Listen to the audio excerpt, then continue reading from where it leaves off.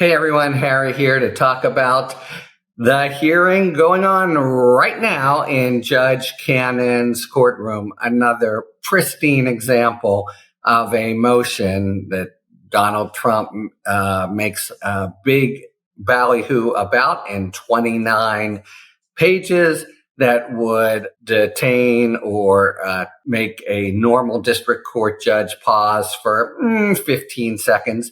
But we have a whole big hearing that's underway. All right, so here is the big motion. It's to, do everything, including even, dismissing the case based on spoliation of evidence in violation of due process. Sounds pretty sinister, right? So the government, spoliation, fancy legal word for destruction in violation of due process. And we know what that is. Okay. So what are we talking about? We're talking about, in the process of searching, the government was going to try, and I at some point advised the defense it was going to try to keep everything just as found.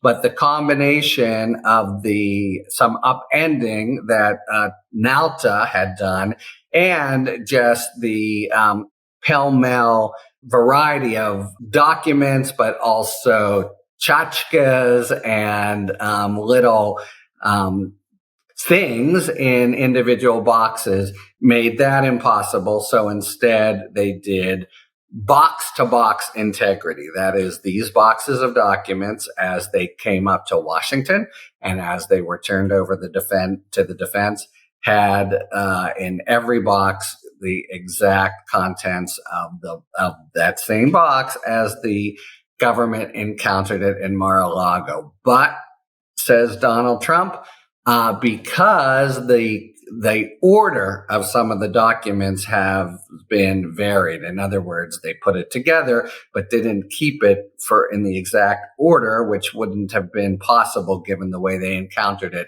That is spoliation in violation of due process, justifying demanding a dismissal.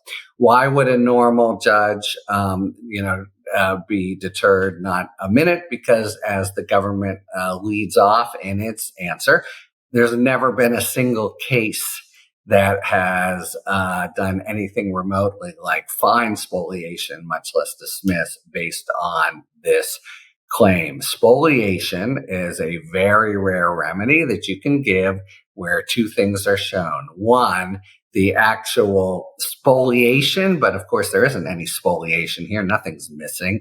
But the spoliation itself is material to the defense, would have really mattered to them. And second, the government acted in bad faith in destroying the evidence. Okay, so applying that to the non-destruction of evidence and the complete maintained integrity at the box level, where do you get? Exactly nowhere. That is exactly nowhere if you're in front of any other judge other than Aileen Cannon, and any other judge would almost certainly have just given it back of the hand treatment and just a quick deny with maybe a paragraph explanation, but not even.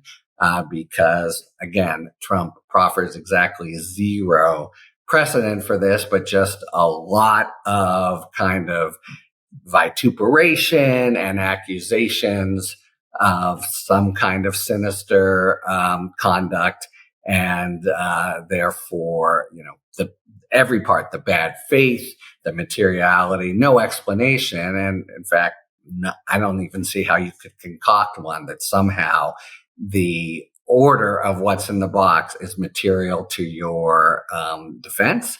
They haven't really tried, but just tried to say this is alteration. And then they've used a lot of cases in which the government fails to either actually destroy stuff or fails to provide exculpatory evidence, and that's a well-known violation of due process under the Brady case, so Brady material. So everything in their 29-page motion is beside the point. even laughable, except no, it's never a laughing matter when it's in Judge Cannon's courtroom. So yesterday, as she went through the gag motion, she was very, I'm going to go ahead and call it impertinent, not a word you normally use about a judge, but it's just true. She was so cavalier and indifferent about the danger to FBI agents. And indeed, she did her normal Cannon thing of slapping around the prosecutor for explaining the exigency and having same prosecutor she's, slapped around in the past as he tries to explain what the exigency was with some, sort of energy and fire. She said, I don't like that tone, and you can sit down and have somebody else. We're going to maintain decorum in this courtroom. She's such a mess and a disaster. So likewise here, we have a motion that would go exactly nowhere in any court, and I think will go exactly nowhere here. I mean, the thing that they haven't come close to showing, spoliate, purposeful destruction of evidence by governments. If you find that, it's pretty serious. It's a pretty serious remedy. You dismiss the charges, or at a minimum, take any reference to that part of the case out of things. How can she do that here? There's not the slightest justification. But nevertheless, in this hearing going on, we'll see how much she toys with the idea of, what exactly happened in these boxes. And it would be in keeping with her normal approach to try to probe for case-specific evidence that the defendant and the court have no business knowing, but the defendant would love to have, because potentially they can use it to leverage some more sinister motions. So will there be talk about, well, tell me exactly how Agent McGillicuddy actually wound up changing the order, and maybe we need to hear from Agent McGillicuddy, et cetera. Total would be a complete frolic and detour, but it's of her kind. So she, there are two or three things that are characteristic of her in these hearings. One, there, maybe four, because they're often of completely meritless decisions with no precedent whatsoever. That was the case yesterday, where there's, very clear law, all from many different places, about the gag order.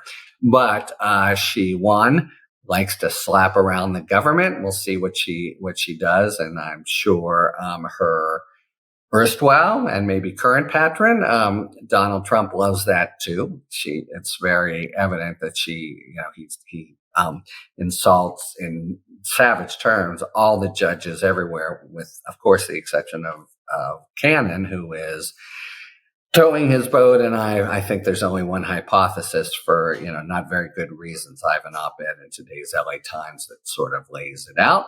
Then also indulges, this is the second point, really far-fetched theories and potentially even probes for evidence that she has no right to have, and that could be used by Trump for further mischief. And then three, holding off making any kind of rulings. This is one that, it's so shorn of any kind of precedent, and if it were at all valid, the remedy would be so severe, dismissing the case, which would instantly go up to the 11th Circuit, be reversed, and likely occasion her recusal.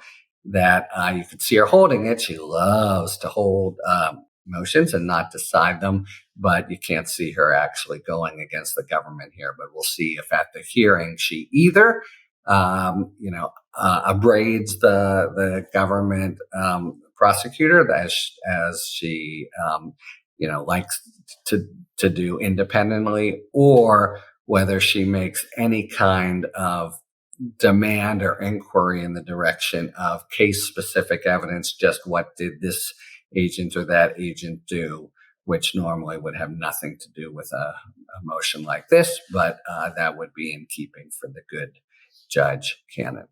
So we'll catch that. If something noteworthy like that happens, I'll be back to talk more about the hearing. But otherwise, I think this both sets the table and gives a pretty good indication of where things will go, but maybe after a couple unpleasant hours for the prosecutors.